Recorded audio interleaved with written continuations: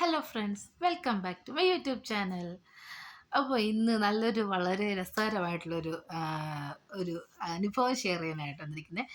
അത് എല്ലാവർക്കും നമ്മളെ എല്ലാ അമ്മമാർക്കും എന്താ പറയുക, വളരെ സന്തോഷം തരുന്നൊരു അനുഭവമായിരിക്കും. എല്ലാവരുടെയും ജീവിതത്തിൽ അതുണ്ടായിട്ടുണ്ട്. അപ്പോൾ നമ്മുടെ വീട്ടിലെല്ലാം കുഞ്ഞുമക്കളുണ്ടല്ലോ.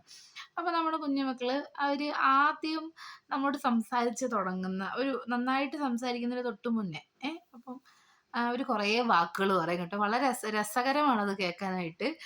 അത് അത് ഈ ലോകത്ത് ആദ്യം മനസ്സിലാകുന്ന ഒരേ ഒരു വ്യക്തി അവരുടെ അമ്മ മാത്രമായിരിക്കും.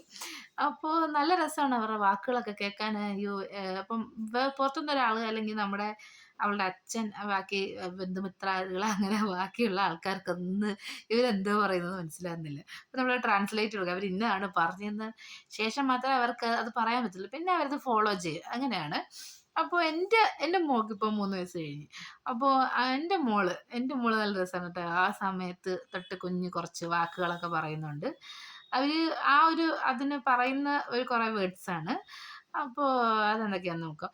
അതുപോലെ നിങ്ങടെ വീട്ടിലും അതുപോലെ നിങ്ങളുടെ കുഞ്ഞുമക്കളൊക്കെ എന്താന്നുള്ളത് അങ്ങനെ പറയുന്നതിന് എന്താണ് അതിന്റെ അർത്ഥം എന്നുള്ളതൊക്കെ ഈ വീഡിയോയുടെ താഴെ കമന്റ് ചെയ്യാ ട്ടോ.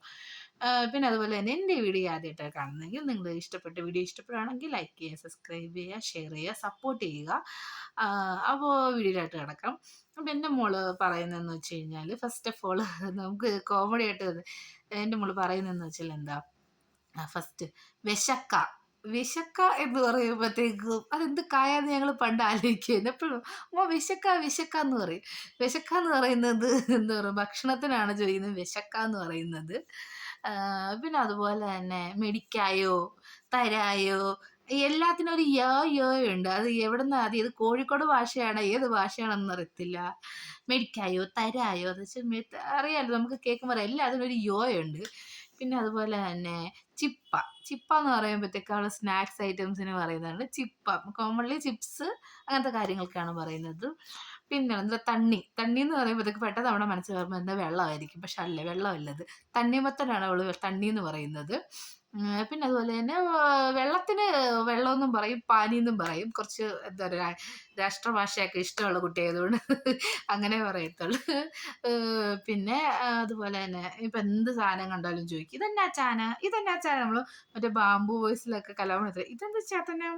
അതുപോലെ തന്നെയാണ് എല്ലാ സാധനങ്ങളൊക്കെ കാണും. അമ്മ ഇതെന്താ ചാതന, ഇതെന്താ ചാന, അങ്ങനെ പറയും. പിന്നെ അതുപോലെ തന്നെ എന്താ പറയുക, നമ്മളിപ്പോൾ ബാംഗ്ലൂർ ആയതുകൊണ്ട് കുറച്ച് കന്നഡ വരുന്നുണ്ട് കേട്ടോ. അപ്പോൾ കുറച്ച് കാര്യങ്ങൾ, കുറച്ച് കുറച്ച് ഹിന്ദി പറയാറുണ്ട്. ഇത് നല്ല രസമാണ്. അതിൻ്റെ കുറച്ച് ലേലോ ഈ നമ്മൾ കൂടുതലും ഇവർ പഠിക്കുന്നതെന്ന് വെച്ച് കഴിഞ്ഞാൽ കുറേ റീൽസ് യൂട്യൂബിലൊക്കെ കാണുമല്ലോ. പക്ഷെ അത് റീൽസ് ഫോൺ അത്ര യൂസ് ചെയ്യുന്നത് നല്ലതല്ല. എന്നാലും ഒരു ചെറിയ ഉപകാരം അതിനെക്കൊണ്ട് ഉണ്ടാക്കിയെന്ന് വെച്ചാൽ കുറച്ച് ഹിന്ദി വാക്കുകൾ പറയും. ലേലോ മമ്മി ലേലോ, പിന്നെ ദേദോ മമ്മി ദേദോ, ദേക്കോ ദേക്കോ, അങ്ങനെ കുറേ വേർഡ്സ് ഒക്കെ പറയും. പിന്നെ അതുപോലെ തന്നെ കന്നഡ വാക്കും പറയും. എന്താ പറയാ, കൊടല്ല, അങ്ങനെ കുറച്ച് കാര്യങ്ങളൊക്കെ പറയും. അതൊക്കെ കന്നഡ വാക്ക് ഇപ്പൊ പഠിച്ചു വരുന്നേ ഉള്ളേ. അപ്പം അങ്ങനത്തെ കുറേ കാര്യങ്ങൾ പറയും. പക്ഷെ ഇവര് പറയുന്നത് വേറൊരാളടുത്ത് ഇവര് പറയുമ്പോഴത്തേക്കും അവർക്ക് മനസ്സിലാകത്തില്ല. അപ്പൊ നമുക്ക് മാത്രമാണ് അവരെന്താ പറയുന്നത്, അവരുടെ ഫീലിങ്സ് എന്താണ്, അവരെന്താണ് കൺവേ ചെയ്യാൻ ഉദ്ദേശിക്കുന്നതൊക്കെ മനസ്സിലാകുന്ന ഈ ലോകത്ത് ഒരേ ഒരാള് അവരുടെ അമ്മ മാത്രമായിരിക്കും. അപ്പൊ നിങ്ങൾക്ക് ഇതുപോലത്തെ അനുഭവങ്ങൾ ഉണ്ടെങ്കിൽ കമന്റ് ചെയ്യുക. അപ്പോൾ ബൈ ബൈ, താങ്ക് യു.